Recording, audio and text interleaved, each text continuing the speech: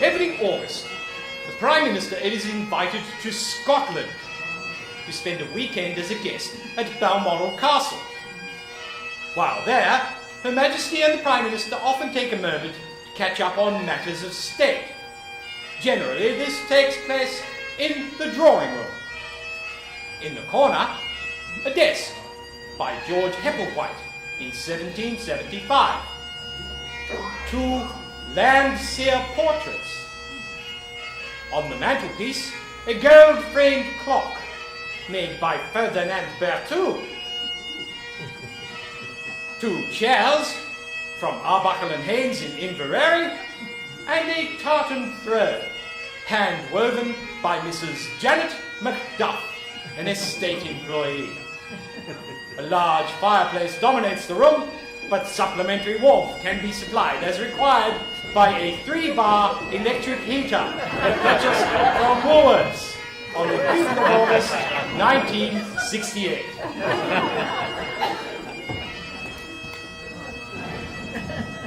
Prime Minister! Stand by the fire, just a moment.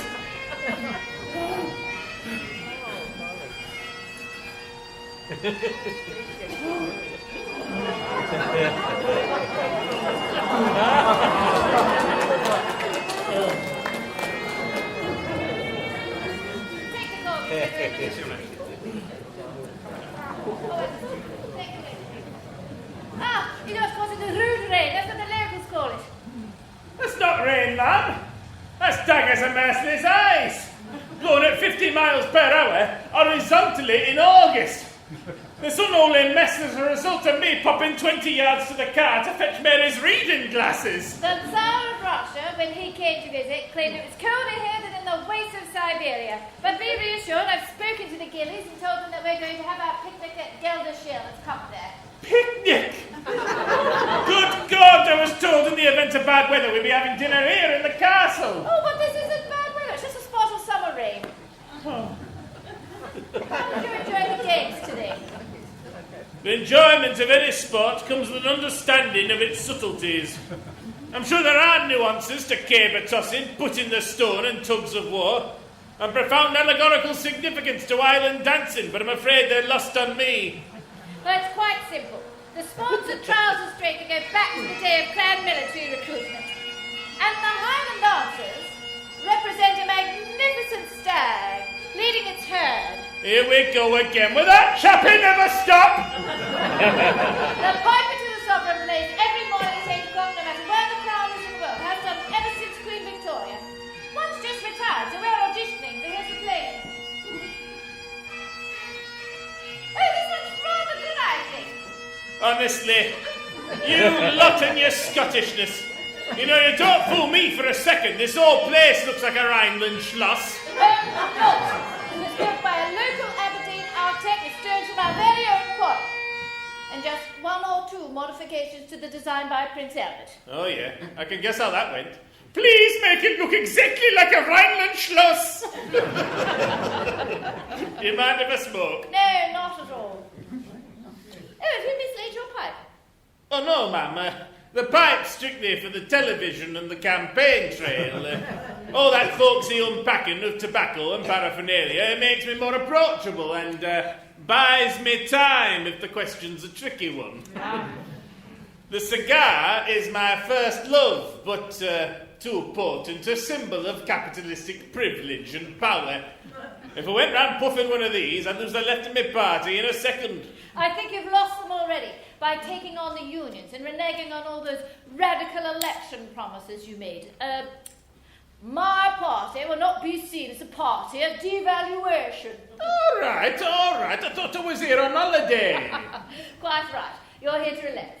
May I offer you a drink? I thought you'd never ask. Whiskey? Brandy, ma'am. You know, there comes a time in every prime ministerial career where you realise you've not won the election that's brought you to power at all. There's a previous government who's lost it. And your first day in office is the first day you begin the process of losing the next one. Would you like me to cheer you up? Please. That is something of which your opposite number, Mr. Heath, has no idea. He still thinks he might actually win this election against you. Don't mention that man's name to me. That man is odious. Odious, I tell you. Why, even my saintly wife Mary, not a malicious thought in her head, cannot bear the man. Why, he's insensitive, he's incompetent, and worst of all, he's a snob. Well, what makes you think I'm not? Well, you understand ordinary people. Working people. And where can that have come from? Haven't been locked up in mausoleums like this all your life. That's the bobo in me. You may be the richest woman in the world, but I know that privately you're worrying yourself about cost of essential eating and reminding yourself to go back into the room and switch the lights off. In fact, I may even be so bold to say, there's a good Labour woman in there somewhere. If I were Labour, I'd approve of your proposal to reform the House of Lords. And you don't? Certainly not. And I'm not the only one. There was an editorial in today's newspaper suggesting... Yes, a confusing hodgepodge of antithetical ideas and policies. A case of needless bureaucracy where deposed hereditary peers would inevitably reclaim their voting rights when they are selected as one of the new 85 life peers. You certainly took it to heart. No, ma'am, I just read it. Oh, but clearly often enough to have memorised it. Oh, I'm afraid that's something that comes natural. Once I've read something, it stays there. I don't understand.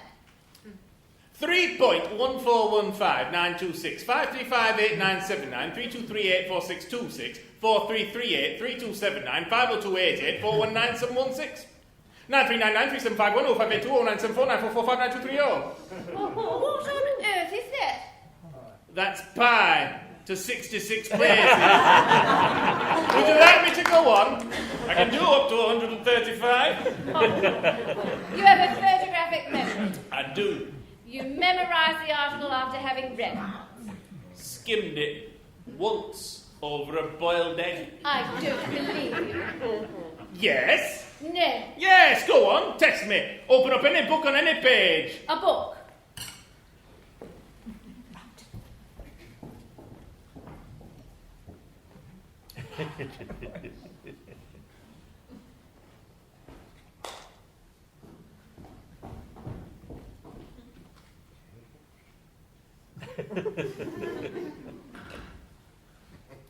Hello, may I have a book, please? It doesn't matter what kind. Well, there must be one somewhere. Have someone from the household staff go into one of the empty guest bedrooms. Try the green one in the east.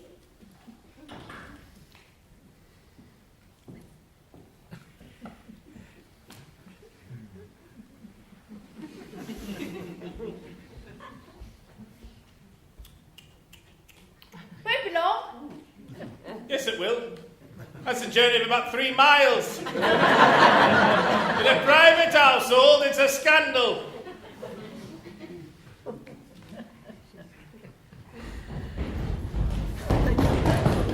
Thank you.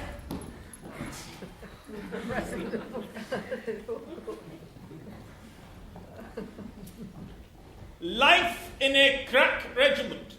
A novel of German military manners and morals by Baron von Schlicht. The Duke of Edinburgh's sister was here last week. Pick a page.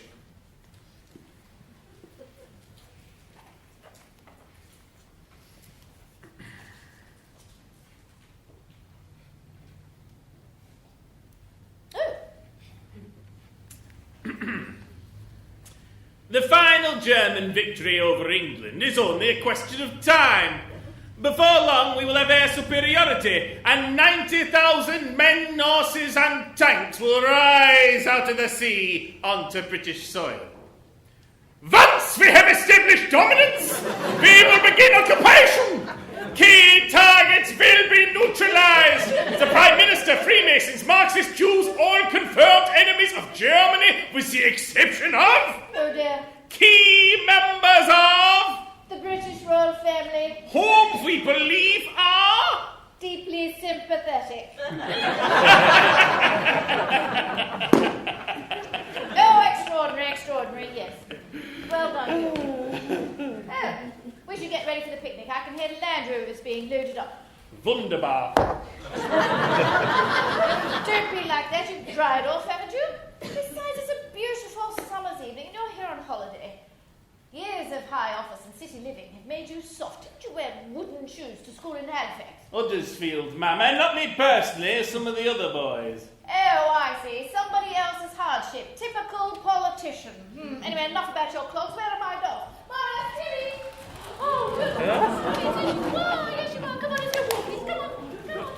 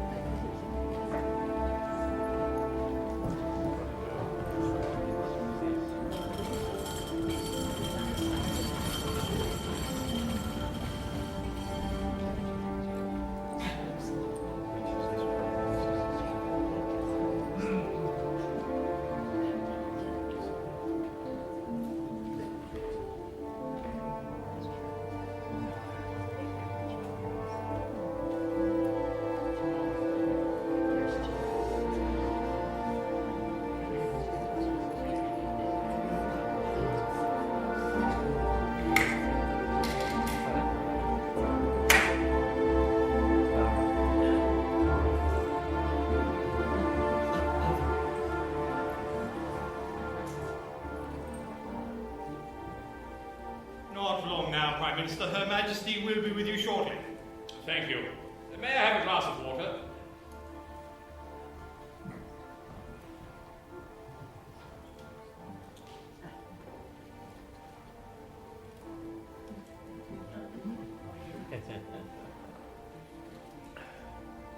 Will she be much longer?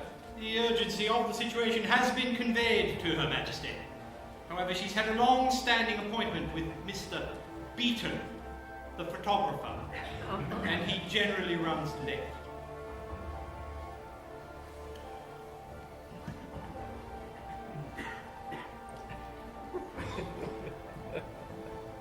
This just came through, sir. From Eisenhower. Not good, I'm afraid.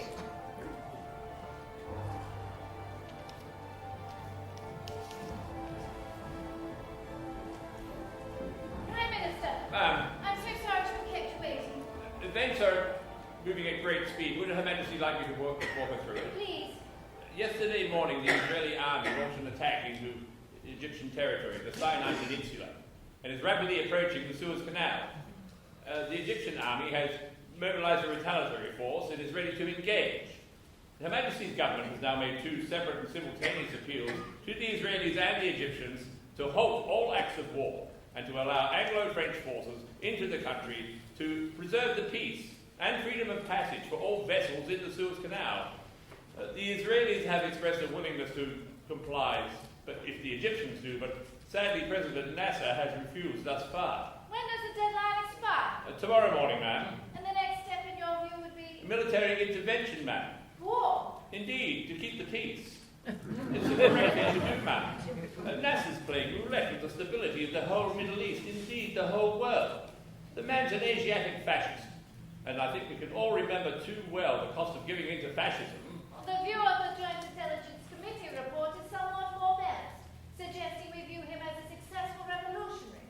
I beg to differ. Seizing the Suez Canal was a deliberate act of nationalist aggression. Which arguably we provoked. A French and English company owned that canal. But it was built by Egyptians, and 120,000 of them died doing so. Nasser's claim, you can't believe that. Still, even if it were half that number. The Suez Canal is of paramount importance to this country. It controls 80% of Western Europe's oil supplies. Our survival as a nation depends on oil. Do we really want that left in the hands of a dictator? I should mention also there are a significant number of British and French nationals in Egypt that we need to protect. How many? 3,000. And how many in service 45,000.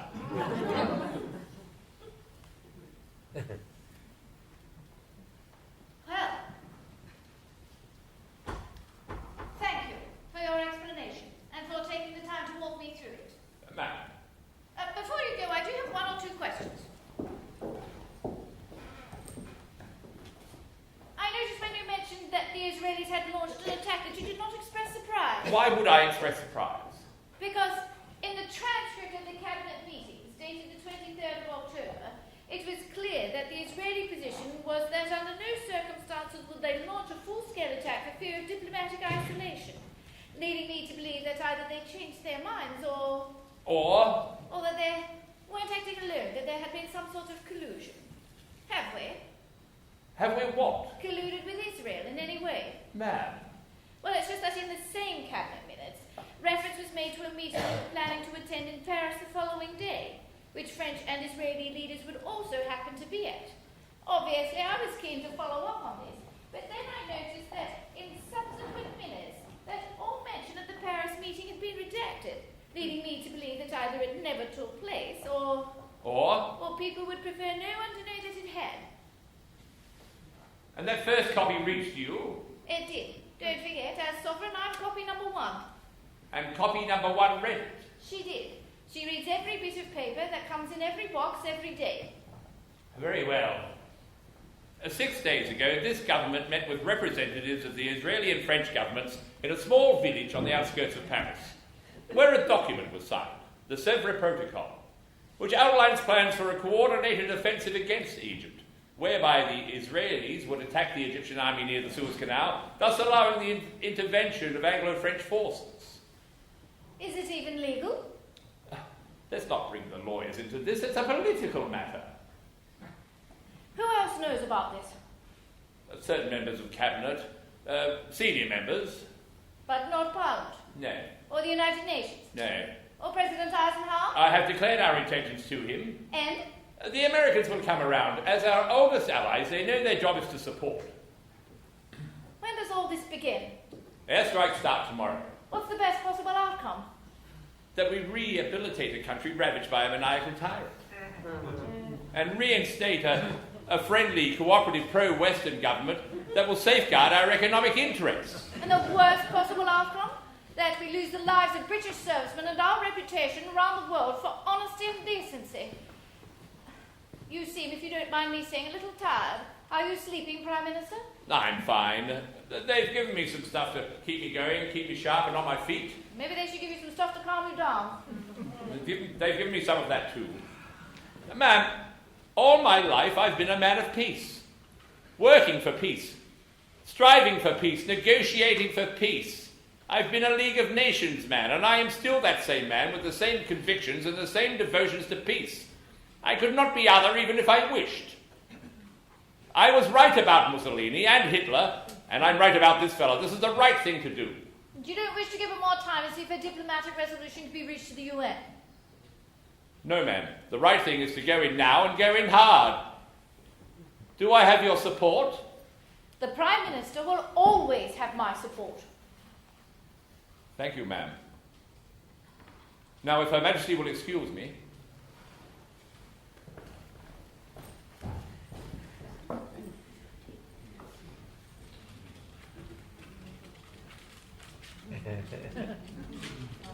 What are you doing? Praying, or at least trying to. Well, why don't you get on your knees? Well, someone might walk in. You get on your knees in your bedroom every morning and every night. That's my bedroom, it's private. So is this room? Sitting called the private audience room? No room with 3 large windows should ever be called private. You're just proud. The Queen of England does not want to be seen on her knees. Nonsense. Now shoot.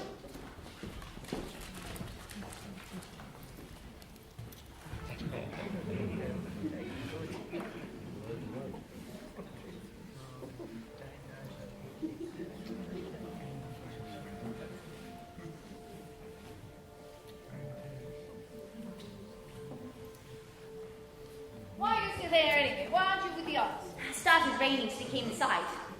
Do we have to have our true meetings here at the palace? Yes. Does there have to be a detective hovering all the time? Yes. And why can't the other girls just call me by my name? by your name, nor look you in the eye, nor ask what you think or care about.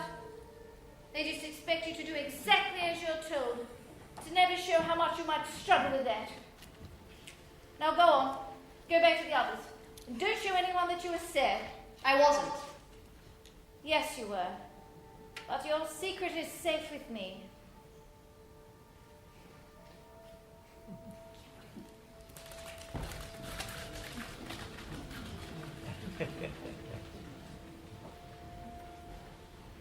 Our Father, who art in heaven, hallowed be thy name. Thy kingdom come, thy will be done, on earth as it is in heaven. Give us this day our daily bread, and forgive us our trespasses, as we forgive them that trespass against us. And lead us not into temptation, but deliver us from evil. For thine is the kingdom, the power, and the glory, forever and ever. Amen.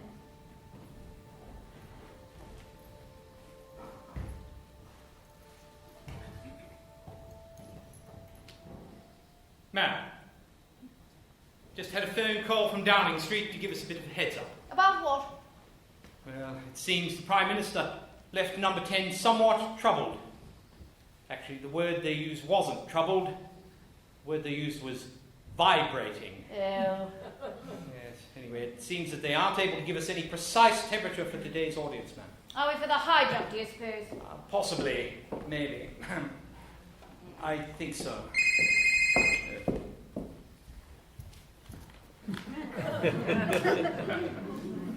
Hello? Yes? Right. Yep. Golly. Okay, understood. Yes. That was the guard at the King's door, ma'am. It seems the Prime Minister has arrived. What was the golly? Ma'am? You said golly. Well, it seemed that the Prime Minister got out of the car before it came to a halt. Stormed past the private secretary in a fury. Golly. Well, then you'd better scram, because if she's moving at that sort of speed, by miles.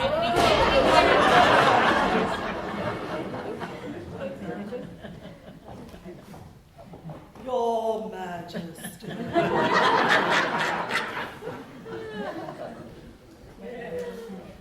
Before coming here today, I checked with the Cabinet Secretary, and it turns out that in the 7 years that I've been Prime Minister, we have had 133 audiences. Always the model of cordiality, productivity, and mutual respect. So, seen within a context like that, it's perhaps not unreasonable to expect an isolated hiccup. What hiccup? I was under the impression that Her Majesty never expressed her political views in public. I did. That there was an unbreakable code of silence between Sovereign and First Minister. There is one I should tell you I've never broken, not once in 34 years. Until now. If you're referring to the Sunday Times, I had nothing to do with that. Besides, I always advise my Prime Ministers not to read the papers. They I misunderstand, don't, misrepresent, but my press secretary does, And then everyone and thinks has it's working relationships with all the editors. And the editor in this case assured Bernard that the sources were unimpeachable. Close to the Queen. Very close. Unprecedentedly close. And of course, before running a story like that, a story with huge constitutional ramifications, the editor checked the story word by incriminating word. And it turns out that the unprecedentedly close sources within the palace didn't backtrack at all. On the contrary, they added 1 or 2 additions, encouraging the paper to go further. Well, I had nothing to do with that. But I can assure you a clarification will be forthcoming, along with the name of a culprit. Now, we really should get started on the business of the week, for I am mindful of the time. This is the business of the weak man. The only business.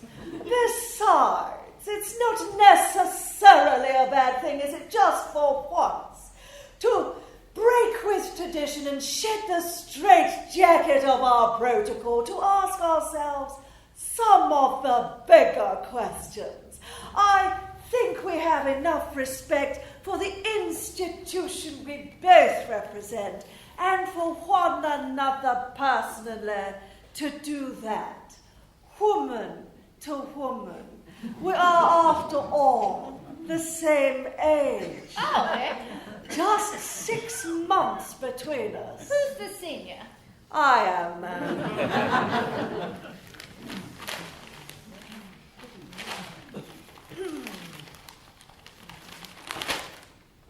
Uncaring, confrontational, and socially divisive.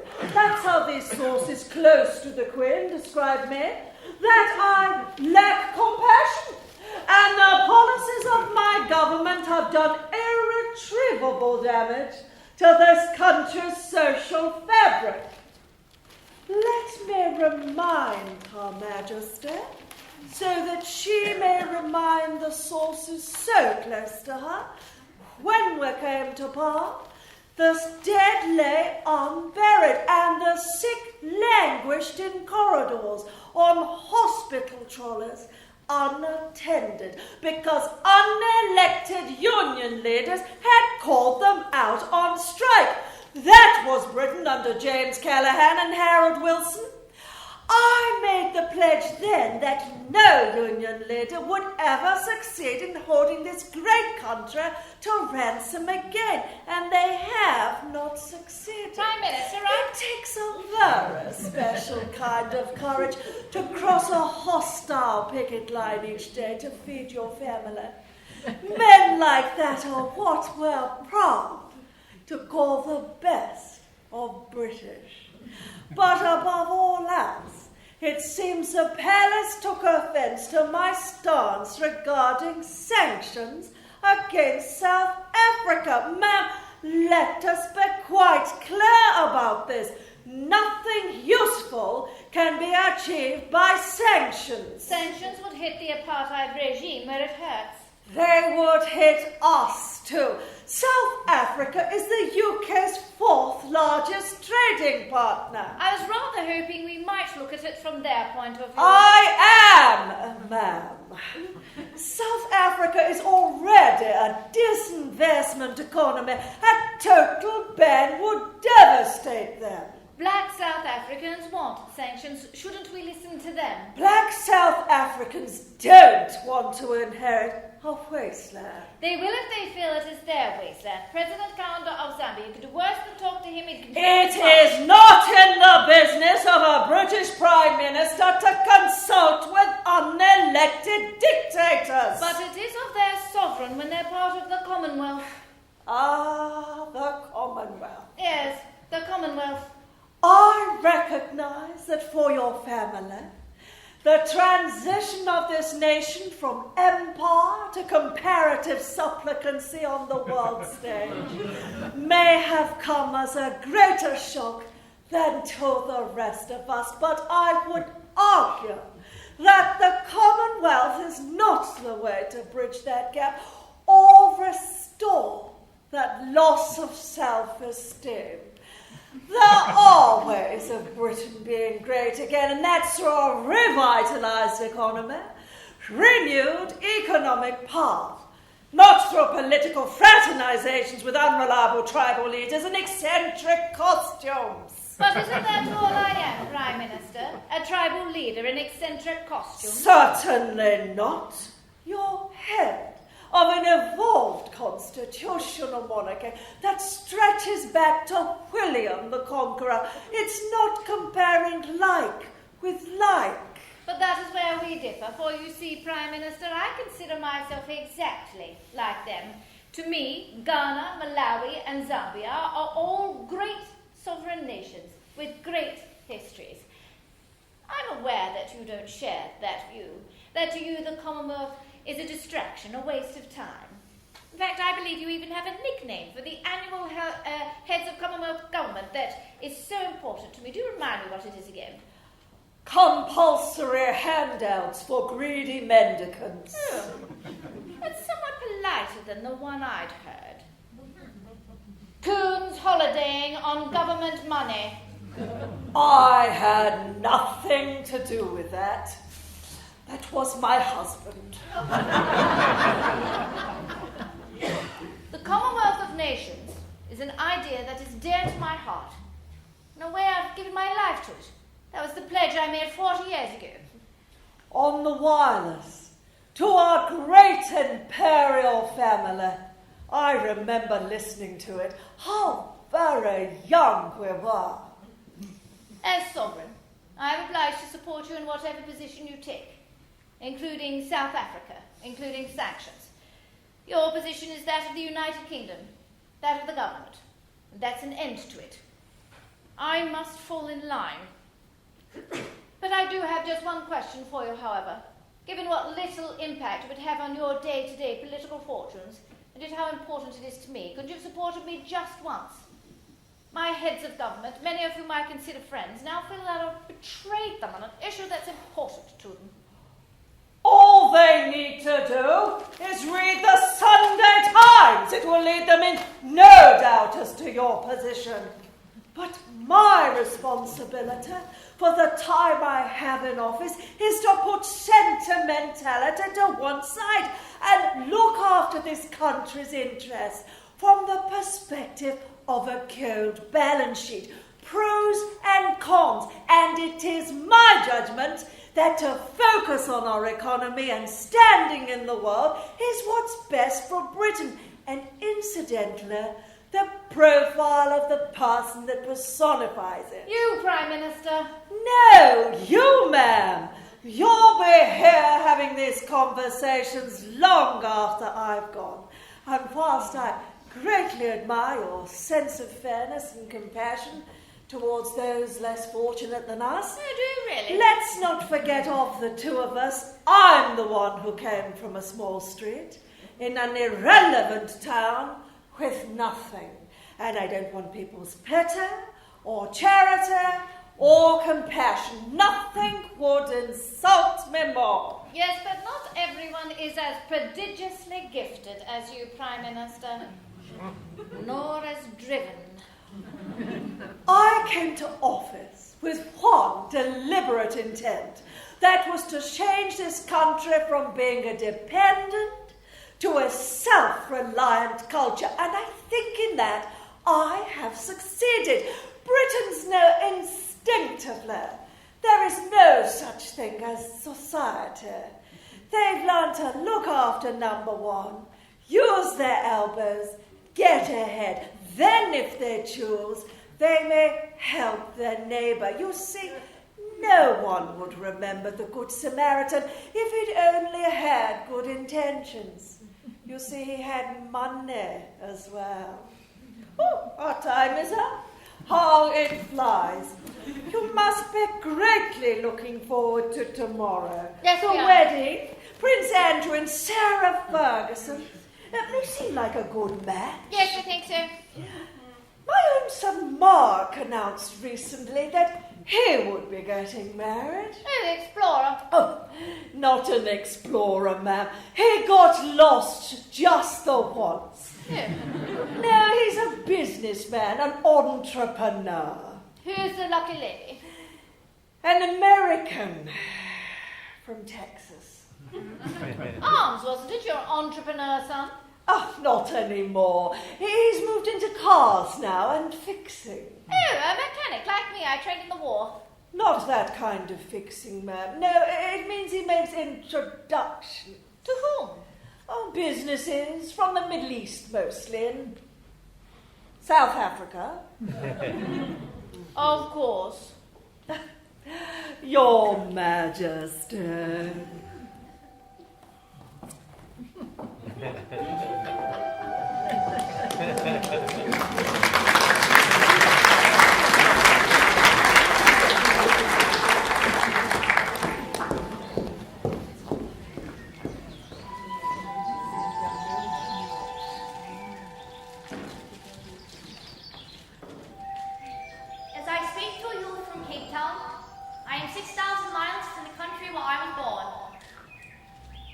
I am certainly not 6,000 miles from home. That is the great privilege of belonging to a worldwide commonwealth. We must not be daunted by the anxieties and hardships that the war has left behind for us all. If we all go forward with an unwavering faith, a high courage, and a quiet heart, we shall be able to make of this ancient commonwealth, which we all love so dearly, an even grander thing, more free, more prosperous, more happy, and a more powerful influence for good in the world than it has been in the greatest days of our forefathers. To accomplish that, we must give nothing less than the whole of ourselves. There is a motto which has been borne by many of my ancestors. A noble motto, I serve. I should like to make that dedication now. It is very simple. I declare before you all that my whole life, whether it be long or short, shall be devoted to your service and the service of our great imperial family, to which we all belong.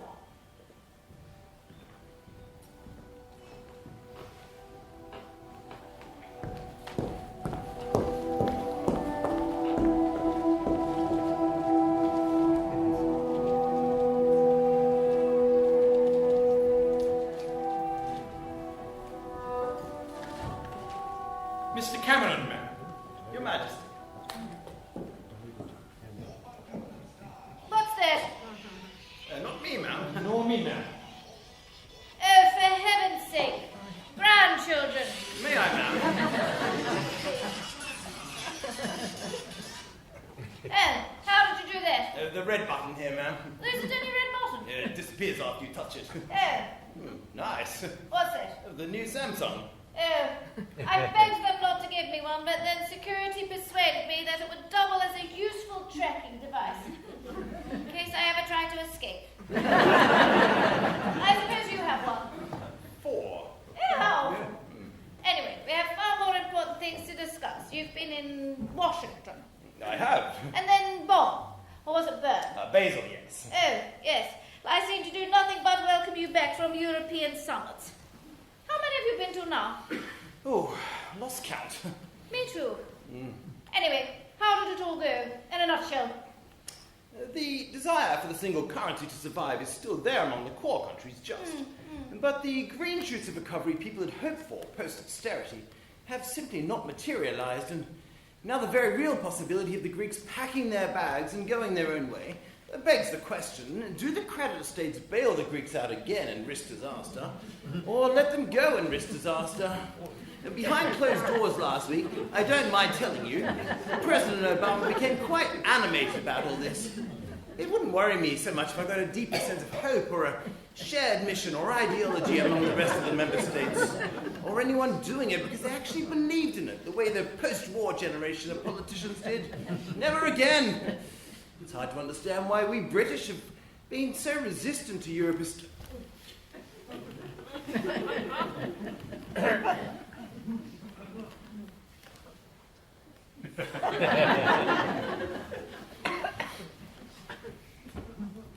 Mostly,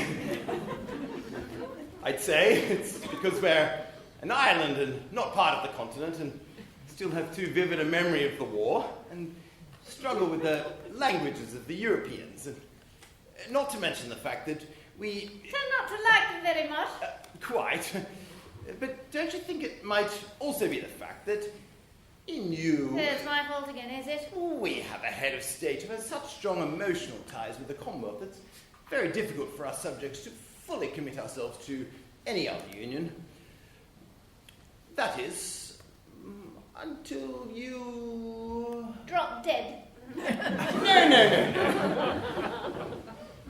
Actually, yes. And it's possible for our relationship with the Commonwealth to be redrawn. 53 member states, representing 3 billion people, all working together productively and harmoniously. Why on earth would we withdraw that? That's one way of looking at it. Oh, goodness, are you wearing makeup? No.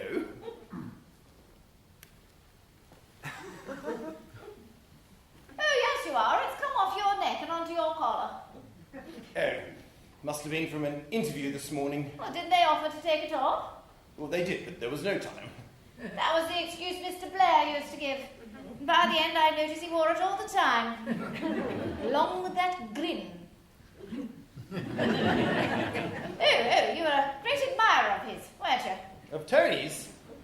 Say what you like about the man, he was good at the game. He ran rings around us for years. My husband couldn't stand him. Oh, was that indiscreet? Yes. Oops. How is His Highness? Oh, fine, thank you. Yes. Though one can't help but be a little concerned for someone his age, our age. We're both beginning to show some wear and tear. But we're hanging on, just. A bit like your arrangement with the Liberal Democrats. Wasn't it Disraeli who said that the British public don't care for a coalition government? No, nor you, ma'am. Did I ever say as much? Not in so many words, but I think all of your PMs would agree that you have a way of saying nothing and yet making your view perfectly clear. How many of us have there been? 12. There don't a dozen. I'm a record breaker, you know, more even than Queen Victoria. Churchill, Eden, Macmillan, Douglas Hume, Wilson, Heath, Thatcher, Major, Blair, Brown, Cameron. Oh, forgetting one. No, I was counting, you got all of us. Oh, James Callaghan. Of course. An unbroken line from Churchill to me. How extraordinary. And beyond, I'm not done yet. To be Queen of the UK isn't a job or a shift you put in. There's no abdicating or retiring, like the Pope. My working life is my natural life. They're indivisible. So I'm afraid that you're settled with me until he takes me. Or until the revolution, whichever comes first. No, we're not much good at revolutions in this country. Don't think that's a fact that's gone unappreciated in this household.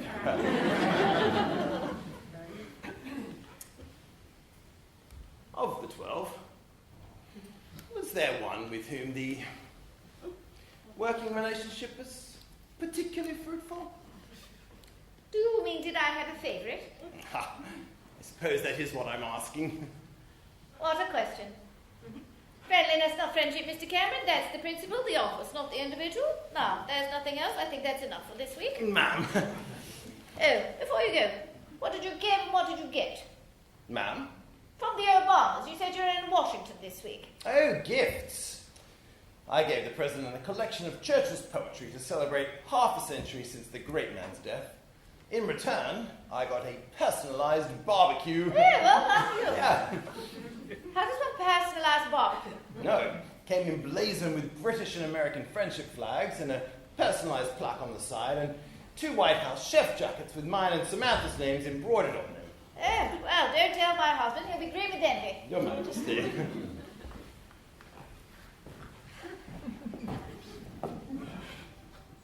Staying, ma'am. Yes, not going anywhere. It's what I do best, apparently. The unbroken line, that's what he called me. What will the historians say her achievements were? She showed up, cut ribbons, knew to keep her head down and her mouth shut. Ha ha ha. That postage stamped with a pulse. Have I, by the way? Have you what, ma'am? Had a favourite Prime Minister? Oh, don't look like that. I know what gossip you got, sir. I must have let some things slip along the way. Well, if you were to believe the gossip, there is one you cared for more than all the rest. Who? Quickly, before she comes. Right, you go that side, you go that side. Prime Minister, the palace has their own security. The security has been breached, don't you understand? I want the whole room checked. Picture frames, telephones, mirrors. Sir, we don't have the authority to do this. The chairs, Sergeant, and the chandelier. I must do it myself.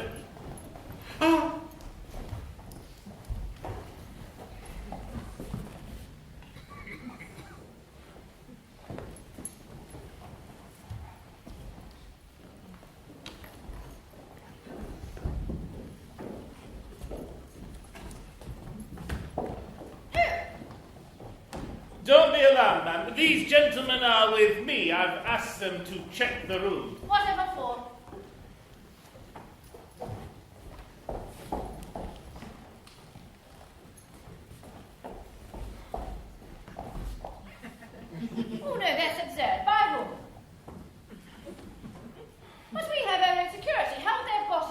On this occasion, we believe they posed as... Decorators? Yes.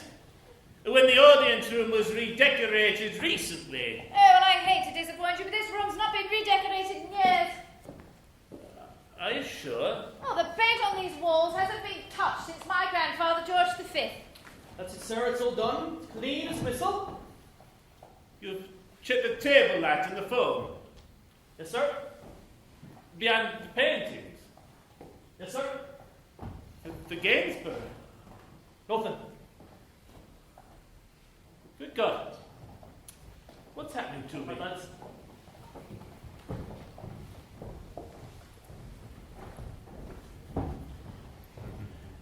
If I had any doubts before I came here today, those doubts have gone now.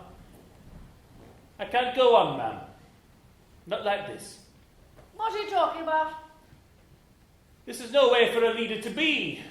Forgetting some things and imagining others. That's just age happens to us all.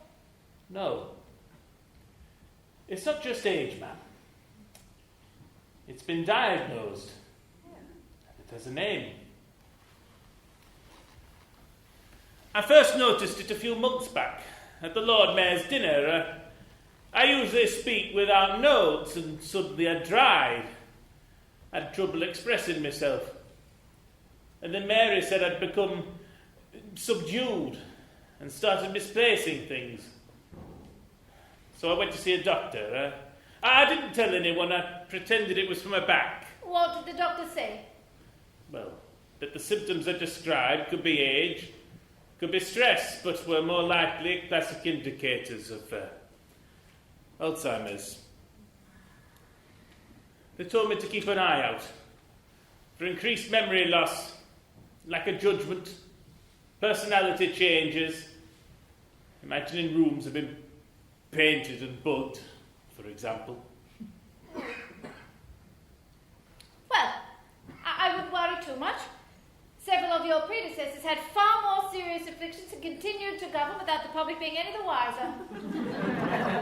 Is that supposed to comfort me? No. It's a mental health issue now. It belongs in the hands of professionals. But you forgetting things makes you just like the rest of us.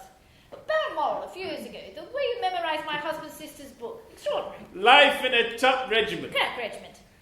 A novel of German military... Manners and morals.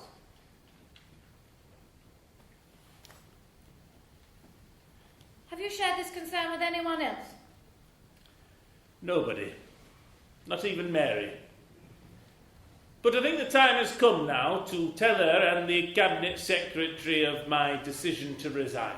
Oh, that will come as a terrible shock, Prime Minister. Maybe. But no shock lasts longer than 48 hours. There's too much appetite for the next shock. I never wanted to go on beyond 60 anyway. That's long enough in any job, let alone one in public life. Is that a hint? Certainly not. There's a surfeit of good people to take over my job, not so many for yours. No. Oh, come on. Don't pretend you don't agree. The way he shoots his mouth off and gallivants around, it's hard enough to believe that you and the Prince of Wales are from the same family, let alone mother and son. I'm sorry, was that a compliment? It was. But it was from Huddersfield, so it came into the tradesman's entrance. Well, I shall miss our sessions.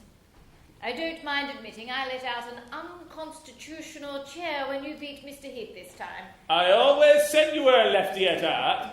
Nothing to do with the politics, you're just a better companion, that's all. Though I never imagined I'd say that when we first met. No. You thought I was going to rough you lot up. And what a softy I've turned out to be. So, we shall continue as normal, and I shall see you next week. No, not next week, ma'am. It's the by-election, if you remember. Oh, yes, Woolwich West. Oh, they're expecting that to be close. A perfectly safe Labour seat. Our man held it for 11 years. And then he drops dead. He'll walk in.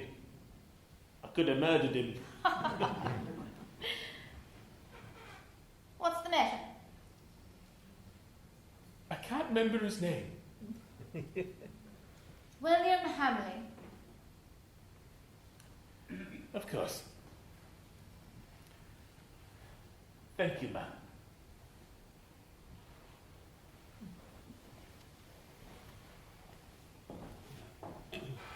Prime Minister, if you were to see fit to invite your Queen to Downing Street for supper before you were to go, she'd be delighted. But that's an honour previously only given to Churchill. The Duke of Edinburgh and I would like that very much. So would Mrs. Wilson and I.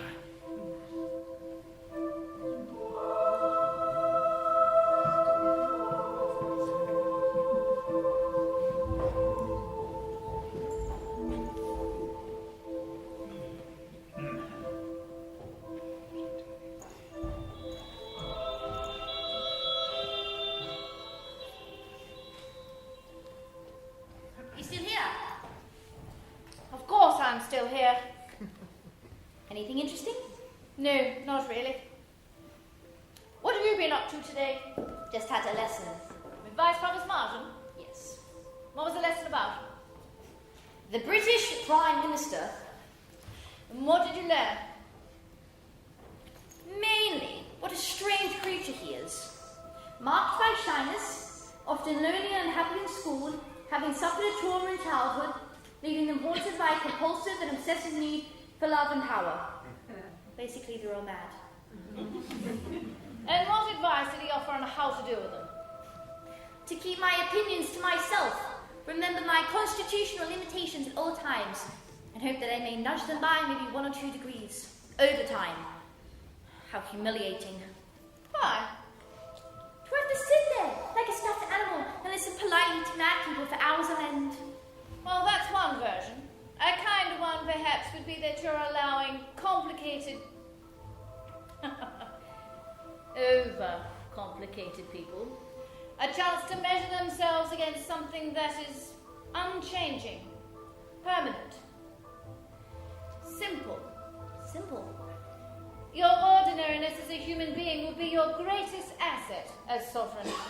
A more imaginative, perhaps distinctive personality would make a mess of it and crack under the pressure of the invisibility required to successfully execute the most visible job in the world. And if I were to add anything to your lesson, it would be this. Those mad people will be your greatest allies, because no matter how old-fashioned, expensive and unjustifiable we are, we would still be preferable to an elected president meddling in whatever they do. Which is why they always dive in and rescue us whenever we get things wrong. Slow down. If you want to know how the monarchy in this country has survived, don't look to its monarchs. Look to its prime ministers. Now come on. Time to get you back to Kingfisher Patrol.